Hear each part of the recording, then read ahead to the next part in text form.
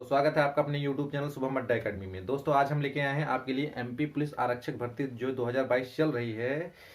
इसमें आपने देखा कि हर शिफ्ट में 4 से 5 प्रश्न गलत आ रहे हैं। जितनी भी शिफ्ट इसमें हुई है सारे के सारे शिफ्ट में किसी में 4 प्रश्न, किसी में 5 प्रश्न, किसी में 6 प्रश्न, यहाँ तक 7-7 प्रश्नों को भी एक एक शिफ्ट में गलत देखा गया है। लेकिन अभी हाल ही ताज में आंसर की आई, आंसर की में आपने देखा क्या कि बहुत सारे लोगों के किसी के 3 क्वेश्चन, किसी के 4 क्वेश्चन जो भी गलत थे। उसके साथ साथ आपने देखा क्या, जब भी आप अपने आंसर की को अगर जिस दिन आंसर किया उसके 2 दिन बाद अगर आप अपने आंसर की को खोल रहे होंगे तो आप देखेंगे कि आपके शिफ्ट में जो पेपर हुआ था उस पेपर में अगर 3-4 क्वेश्चन गलत है, लेकिन ऑब्जेक्शन देखेंगे 30 क्वेश्चन, किसी के 15 क्वेश्चन, किसी के 18-18 क्वेश्चन में भी लोगों ने ऑब्जेक्शन को लगा दिया है। इतना ज़्यादा ऑब्जेक्शन लगा दिया कि जो सही प्रश्न थे उस पर भी ऑब्जेक्शन लगा दिया गया है। अब बात यहाँ आती है कि सही प्रश्नों पे ऑब्जेक्शन क्यों लगाया गया।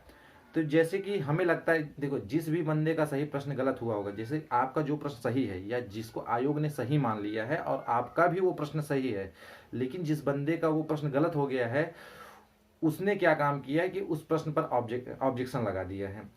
अब ये जरूरी नहीं है कि उसके द्वारा लगाया गया ऑब्जेक्शन के कारण से आयोग अपना आंसर बदल दे।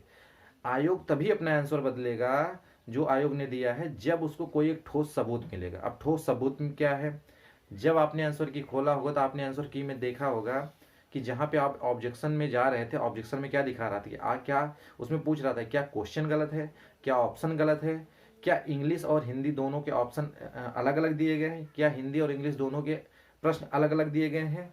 ऐसे करके 3-4 प्रकार से वो प्रश्न पूछ रहा था, और जिसमें भी जिस जो 4-5 प्रकार से आयोग प्रश्न पूछ रहा था उसमें से अगर किसी कारणवश आपका वो प्रश्न गलत है तो आप वहां पे ऑब्जेक्शन लगा सकते थे, पहला रीजन। दूसरा रीजन, ऑब्जेक्शन लगाने के बाद आपको एक ठोस सबूत के मतलब आप किसी भी एनसीईआरटी बुक जो आपके पास, अगर एनसीईआरटी, क्योंकि एनसीईआरटी बुक को ही आयोग मानेगा या पीबी के द्वारा प्रकाशित ये जो बुकें होंगी, उस बुक को लेकर के आप उसका स्क्रीनशॉट ले सकते थे। स्क्रीनशॉट लेकर के उसको जब आप लगाएंगे या जो जिस बंदे ने भी उसको लगाया होगा वो उस प्रूफ के तहत अगर आंसर गलत हो रहा है तो पीबी आंसर को गलत करेगी। वरना अर्जी फर्जी अगर किताब से किसी ने, जैसे कि अर्जी फर्जी लेखक या अर्जी फर्जी किताब से किसी ने उसको ऑब्जेक्शन लगाया है तो वो प्रश्न गलत नहीं होंगे, अगर पीबी ने सही माना है तो वो सही होंगे। तो यहाँ पे ज़्यादा घबराने वाली बात नहीं है। अगर आपके प्रश्न 3-4 गलत हैं या आप उन प्रश्नों पे ज़्यादा ध्यान दे रहे हैं कि ये प्रश्न ऑलरेडी गलत हैं, पीबी ने जो माना है उसके कारण भी ये गलत है, इसका मतलब कि वो प्रश्न पीबी ने गलत दिया है। अगर ऐसा प्रश्न आपका गलत है तो उसमें आपको नंबर मिलेंगे। अगर ऐसा प्रश्न गलत है जिसको पीबी ने ही गलत दिया है, अगर वो प्रश्न आपके गलत हो जाते हैं तो उसमें आपको नंबर मिलेगा। लेकिन ऐसा प्रश्न पीबी ने दिया है जो कि सही है और उसको आपने गलत कर दिया है तो उसमें आपको नंबर नहीं मिलेगा। सबसे मेन चीज क्या है, अब बात यहाँ ये फंसती है कि लोग जब भी आंसर की अब देख रहे हैं दोबारा, जब 2 दिन समय बीत चुका है, अब आंसर की जब देख रहे हैं तो लोगों को क्या लग रहा है कि मैंने ऑब्जेक्शन लगाया ही नहीं, पहले से ऑब्जेक्शन लग गया है, अब मैं क्या करूं। क्या जिस बंदे ने ऑब्जेक्शन लगाया है उसने सही प्रूफ दिया है कि नहीं दिया है, ये मैं कैसे पता करूं, ये भी एक दिमाग में क्वेश्चन आ रहा होगा।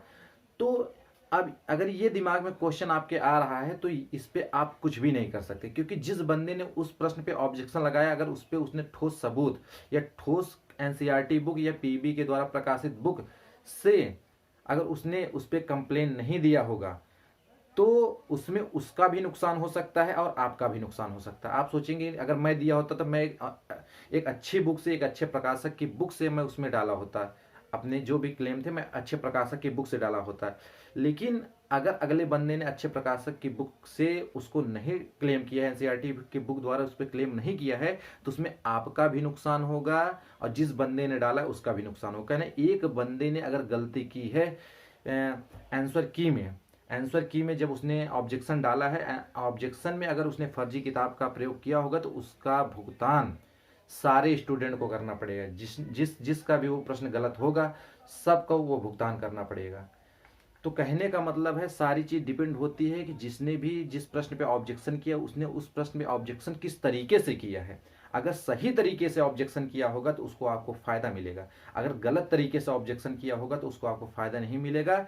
उसको क्या होगा, आपको नुकसान हो सकता है। नुकसान कब हो सकता है, जब पीबी के गलत प्रश्नों पर उसने सही से ऑब्जेक्शन नहीं दिया होगा तो आपको नुकसान हो सकता है। लेकिन पीबी के द्वारा दिए गए सही प्रश्नों पर, जो प्रश्न सही हैं उस पर भी अगर लोग ऑब्जेक्शन लेते हैं, ऑब्जेक्शन ले रहे हैं और वो प्रश्न सही भी हैं, तो इसमें आपको नुकसान होने वाला नहीं है। तो ये तो मेरा पहला प्रश्न था जो मैंने यहाँ पे डिस्कस किया।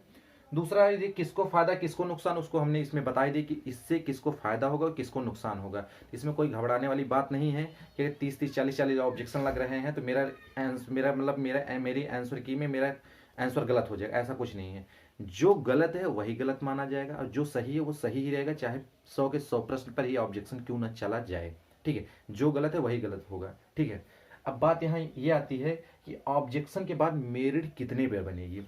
क्या ऑब्जेक्शन के बाद जो नई आंसर की आएगी, क्या मेरिट 100 नंबर पे बनेगी, या ऑब्जेक्शन के बाद जो आंसर की आएगी तो जितने प्रश्न होंगे उसको हटा दिया जाएगा, उसके बाद जो नंबर क्वेश्चन बचेंगे उस पर मेरिट बनेगी। तो अगर पीबी का इतिहास देखा जाए तो उसमें क्या अगर आप पिछला इतिहास देखेंगे, पीबी कभी भी, अभी तक के इतिहास में कभी भी पीबी क्या करती है कि प्रश्न अगर कोई गलत होता उस प्रश्न को ही हटा देती है, नंबर नहीं बढ़ाती बल्कि उस प्रश्न को ही हटा देती है। अगर आपके पीबी ने 3 प्रश्नों को गलत दिया है या 5 प्रश्नों को गलत दिया है तो पीबी 5 प्रश्नों को हटा देगी, आपके नंबर को नहीं बढ़ाएगी। आपको 5 नंबर एक्स्ट्रा दे, 75 है तो 5 80 हो जाएगा, आपके नंबर को नहीं बढ़ाएगी, वो हमेशा से प्रश्नों को हटा देती है। किसी के शिफ्ट में 3 गलत है तो वो 3 को हटाएगी, किसी के शिफ्ट में वो 15 गलत है तो 15 को हटाएगी, किसी के शिफ्ट में 5 गलत है तो 5 को हटाएगी। मतलब जितने प्रश्न गलत होंगे पीबी उतने प्रश्नों को हटा देगी, वो एक्स्ट्रा नंबर नहीं देती है। लेकिन अब बात यहाँ ये फंसती है कि क्या अगर नंबर जितने क्वेश्चन गलत है उसको हटा दिया गया है तो क्या मेरिट हमारी 100 पर बनेगी, या जितने क्वेश्चन हटा दिए गए उसके बाद जो क्वेश्चन बचते हैं उस पर बनेगी। तो जब पीबी जितने प्रश्न, जो भी आपके शिफ्ट में प्रश्न गलत थे उसको जब पीबी हटाएगी, हटाने के बाद जो आपके नंबर, जो क्वेश्चन बचेंगे उस क्वेश्चन पर आपकी मेरिट बनेगी।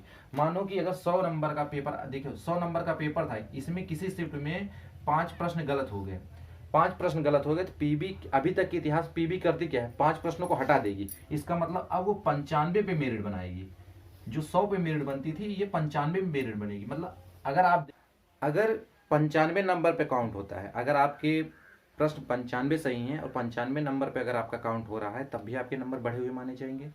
अगर 100 नंबर है और 5-5 नंबर सबको बढ़ा कर दे दिया जाएगा तब भी आपके नंबर बढ़े हुए माने जाएंगे।